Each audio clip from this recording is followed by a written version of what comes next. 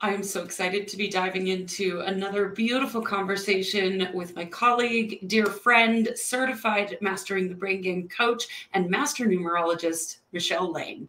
Welcome, Michele. Hi, well, thank you. Thanks for having me here. This is so much fun. Absolutely. That's got a mouthful of certifications. And I'm like, wow, I've been busy. I love that. So, you and I are extremely passionate about brain game. I'm pretty sure that anybody that knows us knows that to be true. I'm curious, what was life like before brain game for you? I love this question because I remember, and I've been reading a book that I have written prior to coaching, prior to knowing you, prior to brain game. And I was so happy I wrote this book, but I didn't realize until it was actually last night. And I think I even sent you a picture, but I'm like, I know her now. And I know the journey she was on, and I know how stressed she was constantly and in worry. And I can hear it even in the positivity of the story of the book. I can pick up on the patterns that I was living, and everything was scary and life was fearful and everything was survival and everything was, ready for the fight. And kind of grew up fighting my way through stuff, which isn't a terrible thing. It's good resilience. It's independence. It's confidence at a certain level. But at the same time, there was so much doubt. There was so much insecurity because the story in the mind was constantly spinning, constantly running.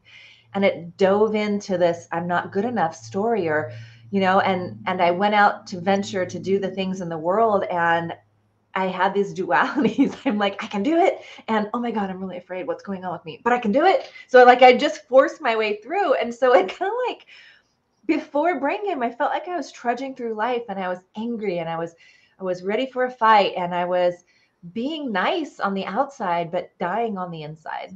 Does that make sense? Yes. So really not knowing who I was so absorbed in everybody else's everything or what everyone else thought I was, that I got lost in a pattern.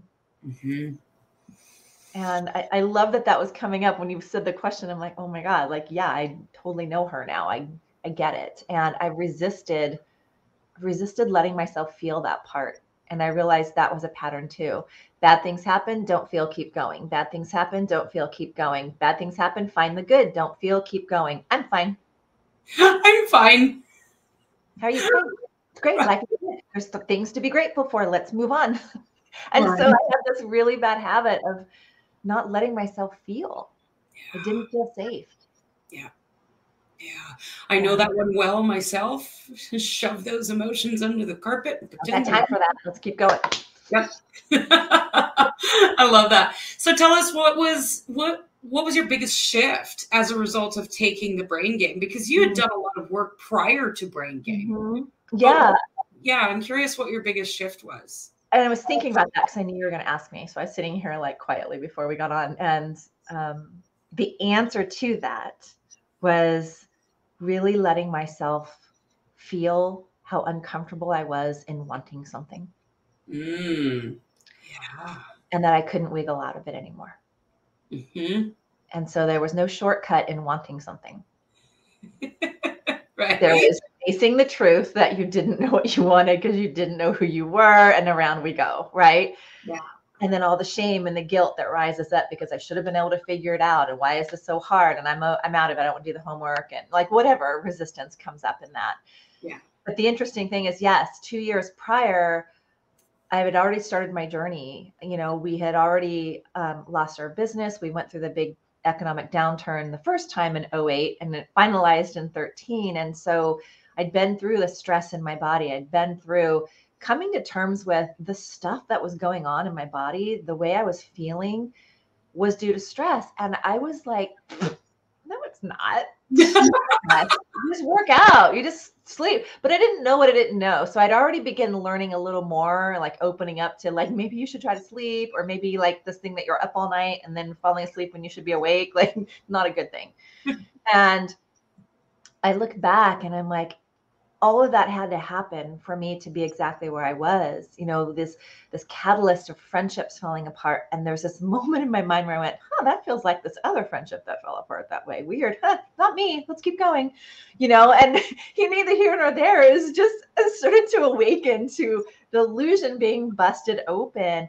But if none of that would have happened, I wouldn't be here. I wouldn't have found my first mentor. And I'm so blessed because there's so many similarities in the work of the brain game to what I had just experienced, that, like when you bust into something, or maybe you certify for something at the first time, you're not sure if someone else is going to understand it. You're really not even sure exactly what it is you went through. And you're doing your best to tell everybody, no, you really need this, but it's only been embodied at a certain level. And so you're toggling between the doubt and if anyone's going to believe what you're saying, and then knowing no, this is it. This is everything.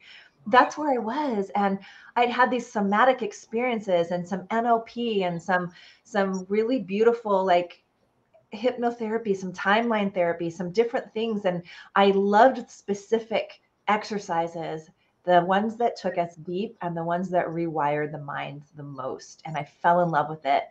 And when I met Joy, I was in this place of understanding my own self, understanding energy work. I had just finished a Reiki certification, and I started to understand, at least my brain was understanding, energy work. And I'm like, I've never heard of it before. I was fascinated, right?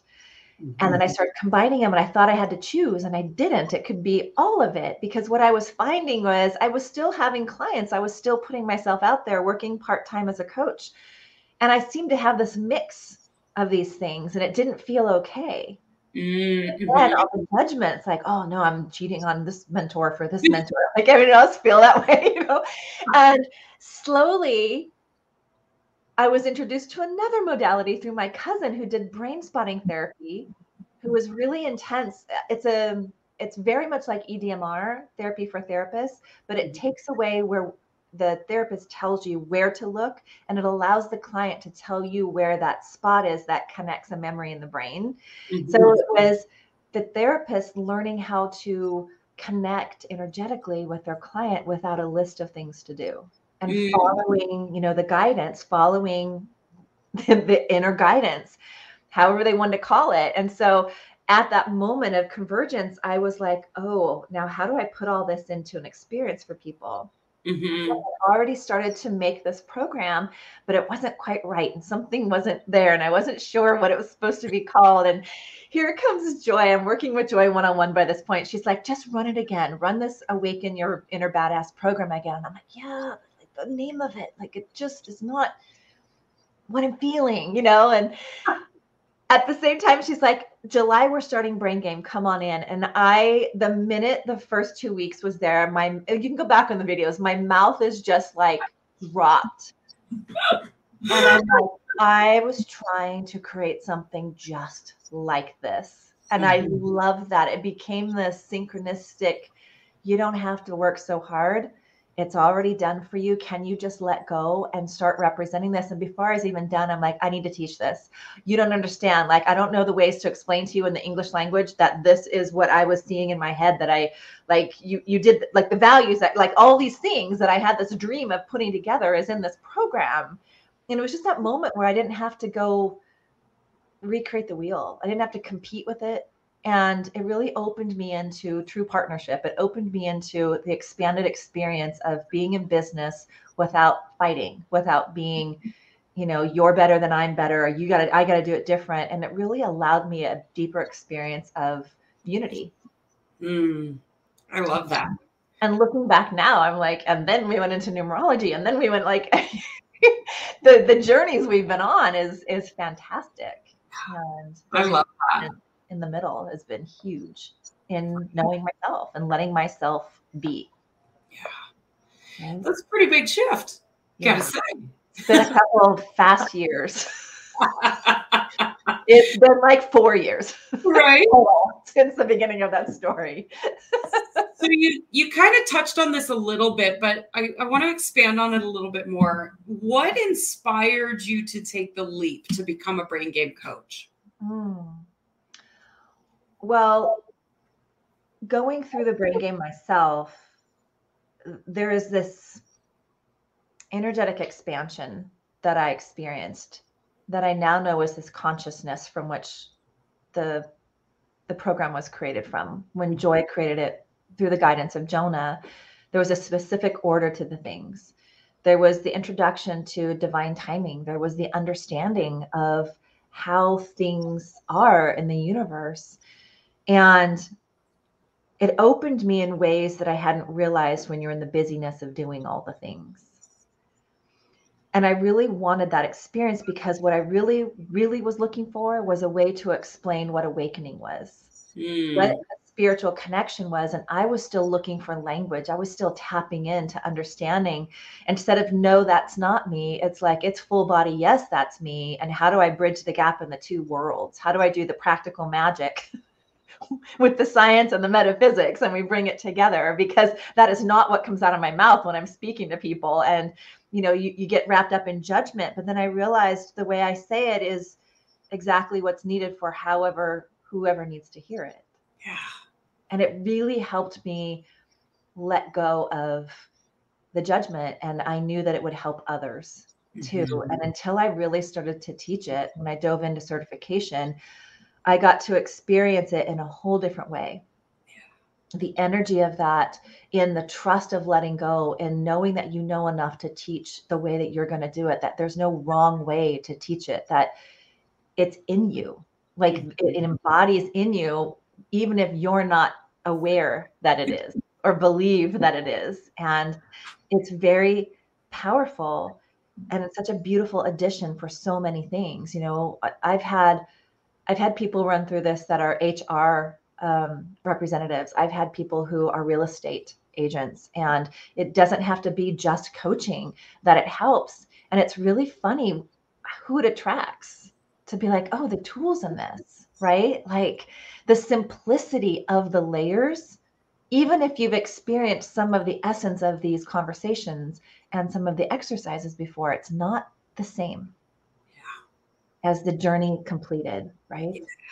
I'm not sure if that answers your question, but that's the absolutely. There's a couple things in there that you touched on that I loved. Is that number one, although it's a business in a box and we give you everything you could ever need to succeed as a brain game coach, you're still teaching it your way. It's not cookie cutter. And also just like being able to just trust yourself in that process and just let go and teach it. And I've seen coaches, lots of coaches included in other programs. They include other modalities within it. You get to do it your way, which is what I love the most. Right. And it's expansive because we become expansive. We become more cohesive in the clarity of what this experience is bringing to the people who are coming to it.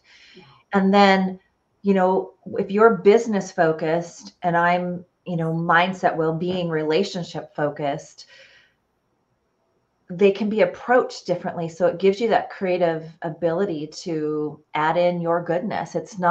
You're not told to leave it out. It's just that, like, where do you feel like the flow of that is the best enhancement for the experience of the client? And what I've created now is so beautiful. And I am so in love with my groups. I'm actually teaching 3 different brain games at a time, most of the time right now, this whole year. And I love it. I love that as one ends, a new one begins, and someone else is in the middle. And there's just this synchronicity that lands in the theme and conversation, no matter where they're at. It's like the consciousness is so apparent.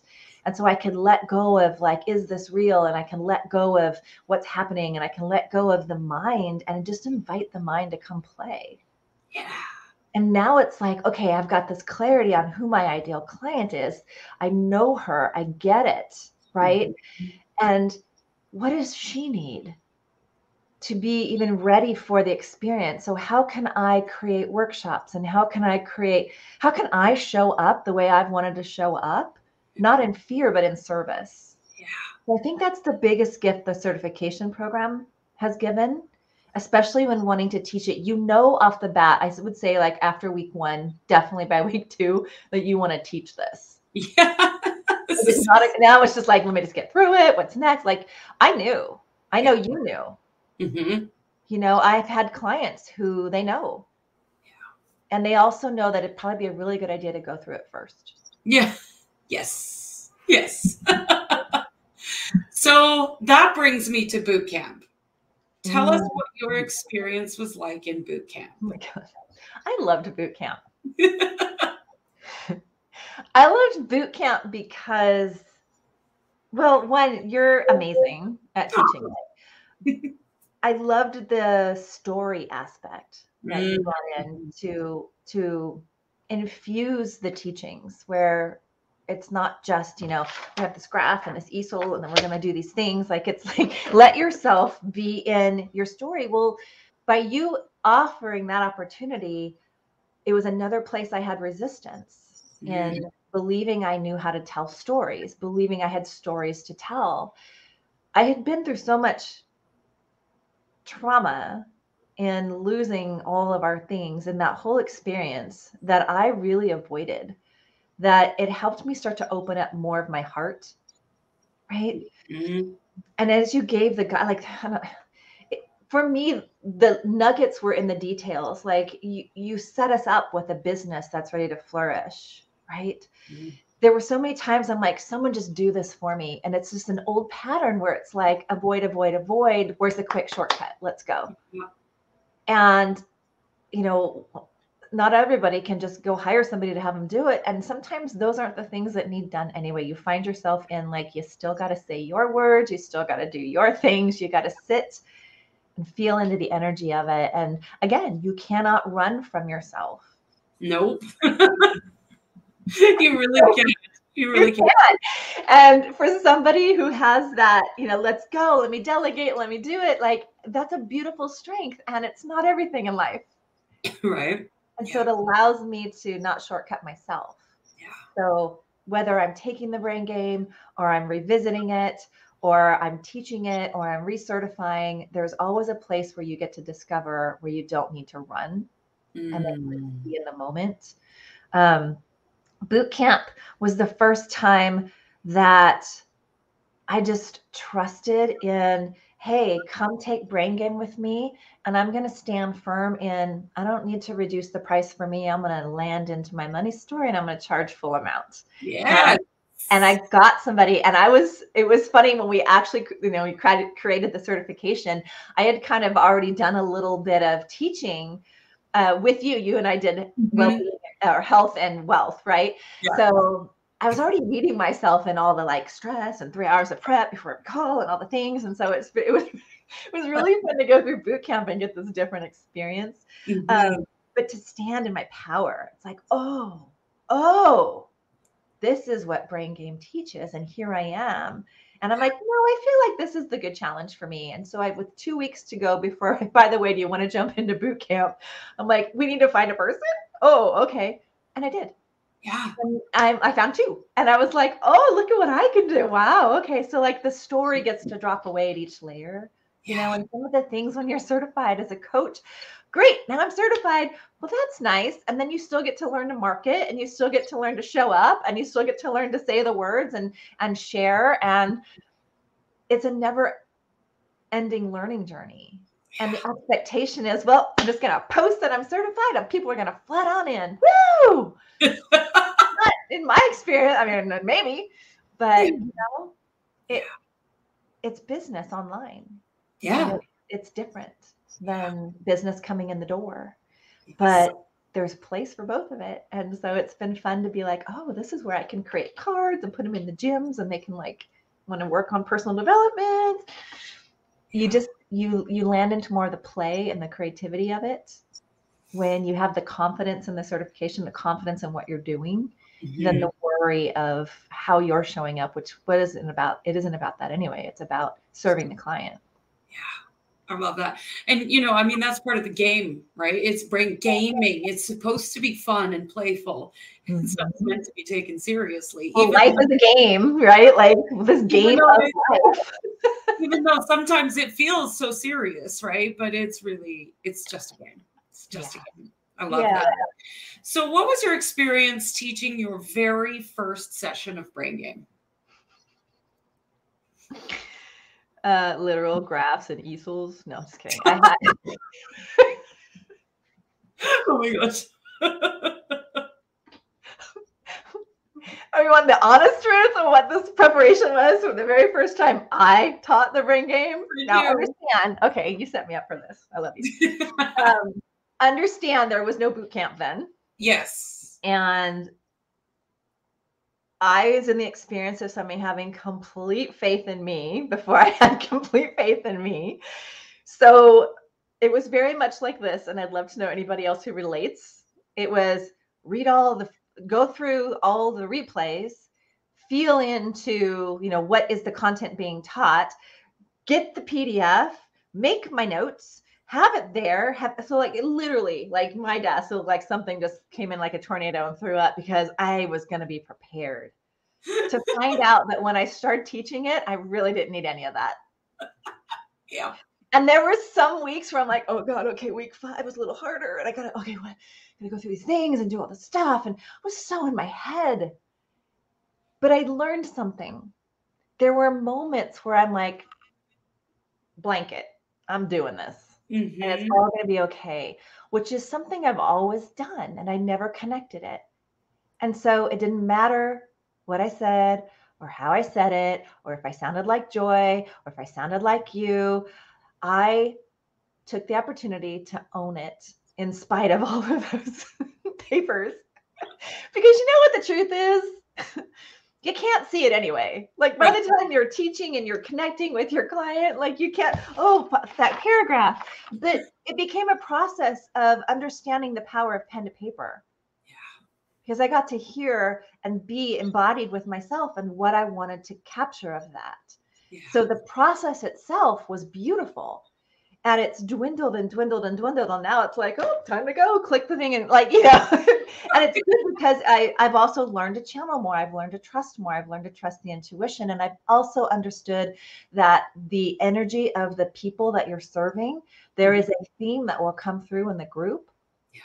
You'll recognize it in the first 20 minutes of talking to those who are participating. And you just kind of go, that's interesting. You both are working on the same thing. Right. And you're going to approach it differently, especially if you're going to be with the energy of the client. If you're going to be in that beautiful connection, right? If that resonance with the client, then you deliver, and you deliver your stories based off that. And you're not going to have anything you can't handle. And in the consciousness of the design of this program and the love of it and the expression of it, you're here and someone else is starting somewhere different. Mm-hmm. You're not expecting them to be here. You're just guiding them where they are. Yeah. So you can't say the wrong thing to the right person. Yes.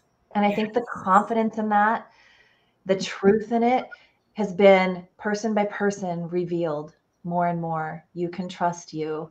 You can let go. You can see where you can take this. You can experience it your way. Yeah. And I think that's the most valuable thing, because that's not where our brain is when we're ready to go. We're excited. We're ready to go. And we got it. And then we're like, don't want to mess it up. But we want it to be perfect. And oh my gosh, I love it. And you are certainly not the first boot camper who has over prepared and then realized they didn't need any of it. So that's the preparation is the process. So giving yourself the time, like I will never regret like going on my walks and listening to the content again. Guess what? You live the brain game when you do that. It wasn't a problem. It wasn't a have to. I wanted to soak it into my cells. Yeah. Like I've never stopped doing that. I will be on a float in the pool and be like, what kind of version can I listen to that I haven't listened to for a while? Right. Just because there's always new awareness. It's the gift that keeps on giving. Yeah. So I appreciate and love it. And have so much gratitude for how it shifted my life and how it shifted my ability to own that I can represent a product that I didn't have to create, because it's only going to enhance the things that I do. Yeah. I love it so much. Michele, I feel like you and I could talk about brain game all day long. Sometimes we do. We do. I send you pictures of dinosaurs and random T-Rexes and dolphins flying around. Yep. But I want to know, what is your dream for the brain game? Oh gosh. My dream's not so different from yours. I've embodied it deeper than when we used to talk about it. You know, I see even more so now than ever the need for it to be a household verb. I know in my heart it needs to be somehow welcomed into teenage lives and parent lives. Just having the conversation around my house, having my family go through not every single lesson, but enough to hear it. I do live it. I talk about it. We're always meeting in the middle, and it's really funny. It's really helped me, especially with my husband. Like he gets the why and forward in building something, but he did sit through the other things to open the perspective, and it allowed me to understand like he's on his own path and he gets this, and we are living it, and I don't have to decide or dictate how he does it, right? Yeah. And so we would go on walks and talk about these topics, and I'm like, oh, I didn't know this about him. But then my daughter, she the ripple effect is huge. It's just, it continues to give. And I used to be so insecure about, oh, mom's teaching that thing, or she's talking, don't psychoanalyze me, and blah, blah, blah. And I'd get so triggered by my own triggers of the brain game. And then I realized I'm not going to stop talking about it. It's part of life. And I see where it's helped my daughter at 17 go through these last 2 years, the hardest years of her life, and accepting herself and loving herself, where she could have chosen other patterns. And because this exists in our world, she's chosen the higher perspective. And she chooses to not punish herself and not fit herself in a label, and not like watching yourself as a mirror, like literally, because she's a 2 of diamonds, but like, I don't know, my body image, this and that. I'm like, oh my God, no, we're not going there. We're not going into starvation mode. We're not doing these things. And she literally can come back into the self-love piece and redirect herself out of it. And the power of that, the power of being 17 and having the tools moving forward, is probably even more powerful than being 50 and learning the tools and unwinding 50 years, 40 years. Exactly. There's no wrong in the experience, but dang, do you ever just wonder who you might have been if you just had a little more inkling? Yep. Right? Absolutely. So my biggest dream is, you know, more and more of this conversation, more and more of it being such a recognized brand, such a recognized name. The ways that we can express it in the world, the ways that we can present it, the different ways we can play with it. So it can become not a game where we don't take it seriously, but an aspect of the game of life, so we can be more lighthearted in it and thrive, versus just, you know, like I was surviving, like I was T-Rex. The cat jumped up right when you did that. He always, hi kitty. I see the simplicity of it. I see people struggle. I struggled so much in my plight to not struggle.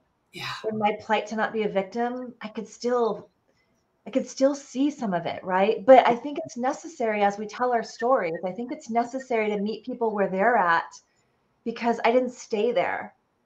And you know, you follow the path on the breadcrumbs as they're laid. And I had no idea, like we go back to the book 5 years ago when I wrote it, I had no idea where I was going. I wasn't a coach. And as I'm revisiting it to launch it now, it's like, damn, there's so many more things to write. There's so much more to lean into, and I'm excited, not fearful.